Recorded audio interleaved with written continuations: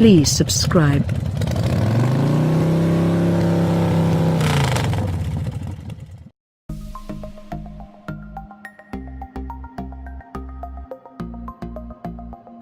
Mitsubishi has a plan to break out of its current austerity mode, during which the brand's occasional sparks of edgy design and performance-oriented engineering have remained in a deep slumber. The 2018 Mitsubishi Eclipse Cross is the first fruit of that effort, and it's intended to signal a course correction toward a more compelling lineup. In the interest of survival, Mitsubishi decided a few years ago to pin its hopes on offering value while at the same time going all in on utility vehicles. If non-SUVs, other than the Mirage, reappear in the lineup, they almost certainly will be in the form of rebadged Nissans, thanks to Mitsubishi's new alliance with the No Nissan. Meanwhile, the new Eclipse Cross splits the size difference between the larger Outlander and the smaller Outlander Sport and aims to be more athletic than either, in looks at least. Its design is driven by the same extroverted ethos as the Toyota CHR and the Mazda CX-3, although this Mitsubishi is a size larger and definitely roomier inside than those models. Don't let the splashy aesthetics or the fact that Mitsubishi is using the nameplate from its former coupe lead you too far astray, however. There's no sports car gravitas to the Eclipse Cross, which Mitsubishi says is focused on styling and technology. According to Nathan Berg, senior product manager for Mitsubishi Motors North America, the project was inspired by a desire to bring vehicles in the mold of the BMW X4 to the realm of mainstream crossovers. The Eclipse Cross really appeals to a much different mindset than the two Outlander models, somebody who wants a vehicle that really looks good before anything else, he explained. The Eclipse Cross is a mashup of the front-end appearance of the brand's other compact crossovers and an entirely different design at the rear, one that looks more athletic and rakish from some angles yet busier from others. Inside, the dash has a bisected, cockpit-style layout with a lot of brightwork. The driver interface has two features of special note. Top trim levels include a head-up display that tucks away when it's not being used, and the infotainment system in all but the base S includes a 7.0-inch tablet-like display that sits atop the dash.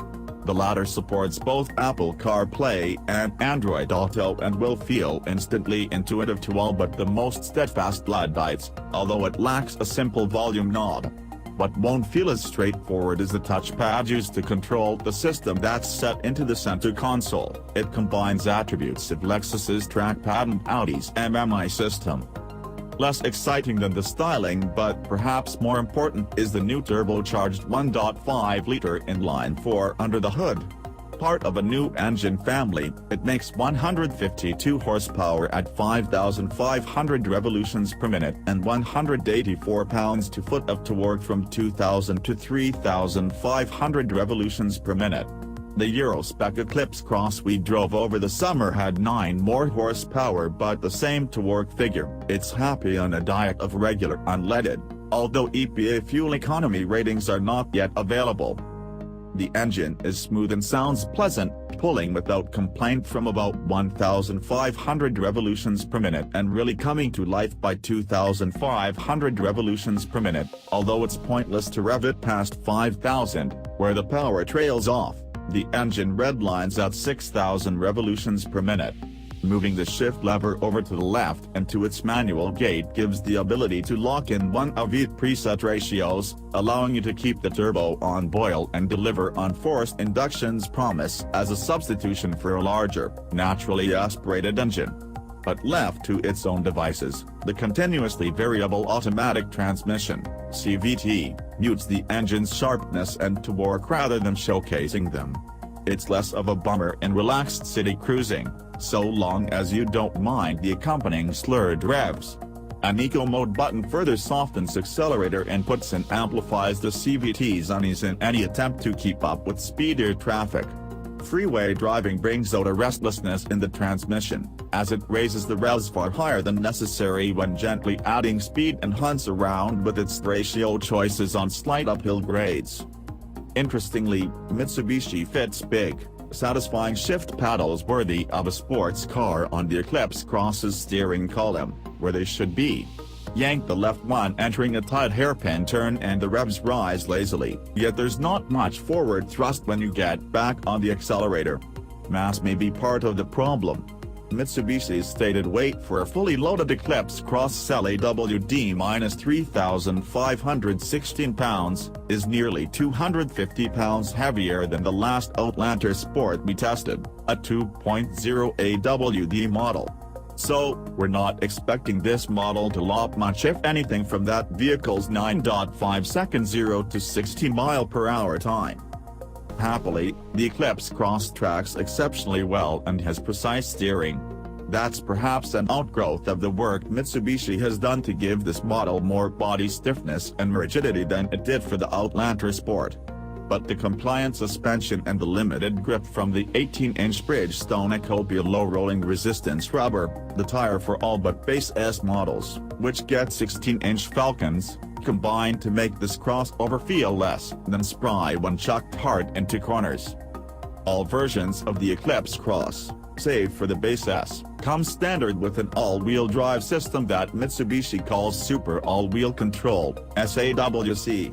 As in the Outlander and the Outlander Sport, this system uses an electronically controlled viscous center differential to modulate the flow of torque between the front and rear axles.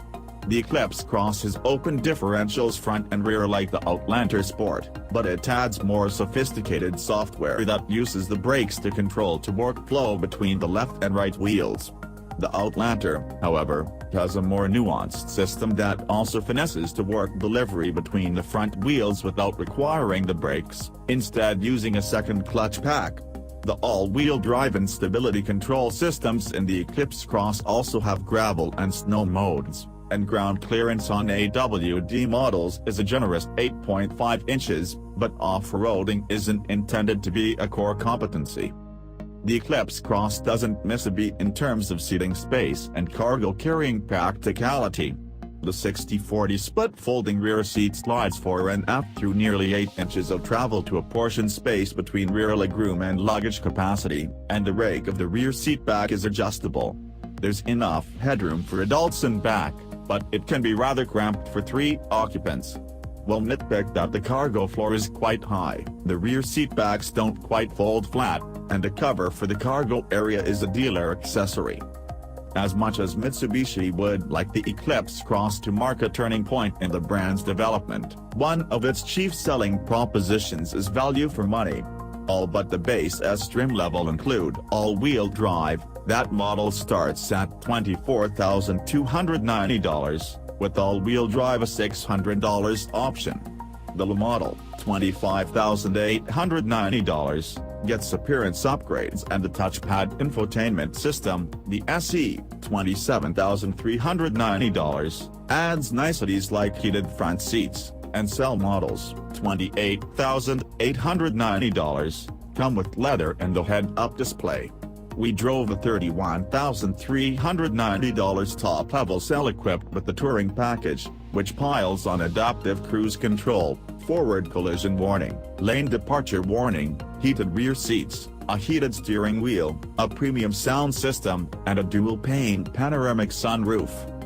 The brand's 10-year warranty on powertrain components remains another value selling point.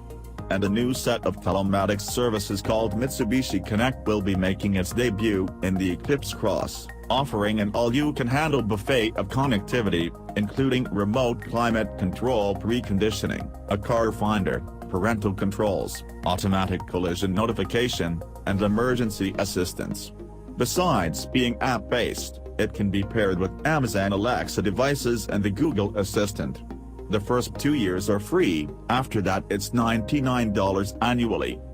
We're glad to see signs of life at Mitsubishi, and the Eclipse Cross is undoubtedly a better market proposition, if not as exciting, than would be an Eclipse coupe. Although this crossover is a decent step on the path back to relevance, we hope the brand's plan includes models that have more of the ingenuity and driving pleasure for which Mitsubishi was once known.